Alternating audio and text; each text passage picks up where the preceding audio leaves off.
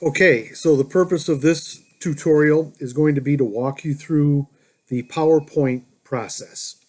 Now, this is going to take the place of the outlines we've been doing, and I think you'll probably enjoy it a little bit more. But there are a couple rules that good PowerPoints follow that I want to pass along to you. First of all, look at the examples. I have one up there now. I may put some others for you. But don't just copy them. Spend some time thinking. The first thing in this assignment is to put yourself in the situation. What if I had that 100 million? And think. And then as you develop your PowerPoint, there's a 10 slide minimum. Okay? So follow those minimums and use each slide to tell a story. But what we don't want in a PowerPoint is to have a slide that's just filled with words. That's no good. It may help you, although, of course, we all know what happens when you read. When you read, your voice loses its humanity and you become a robot. This is a horrible disease. It kills 3 million people a year. Really? Okay? We've been working all semester on being able to trust yourself, to know what your topic is, know what you want to say, but then look straight ahead and say it. So don't give me a PowerPoint where every slide is the script. Because when you get into the business world, first of all, when you're asked to give a presentation, many of the people in the room are already going to know the basics. So I always look at it this way. You look to the screen, your PowerPoint slide, for direction. And I like bullet points, which you can think of as headlines.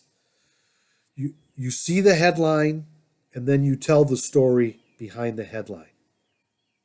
And then you see the next headline, and you tell the story that goes with that headline. So I want you to avoid, you won't score well if you just turn your PowerPoint into a teleprompter.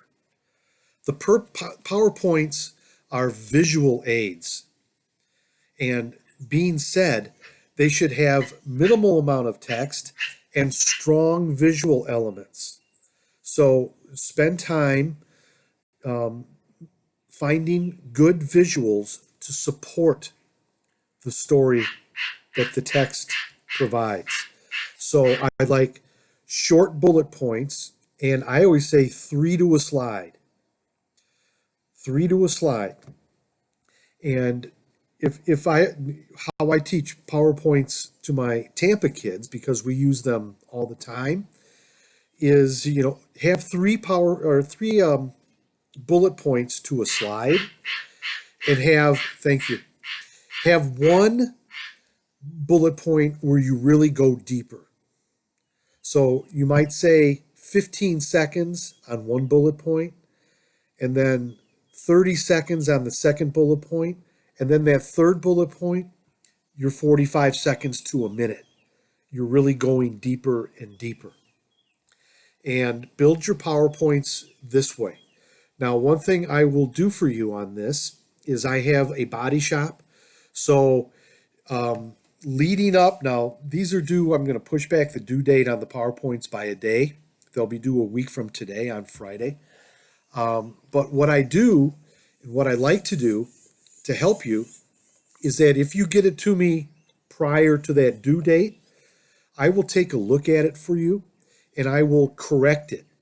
And I will send back your PowerPoint with my comments on how to make it stronger, where your errors are, because things like bad spelling, bad grammar, they erode your credibility.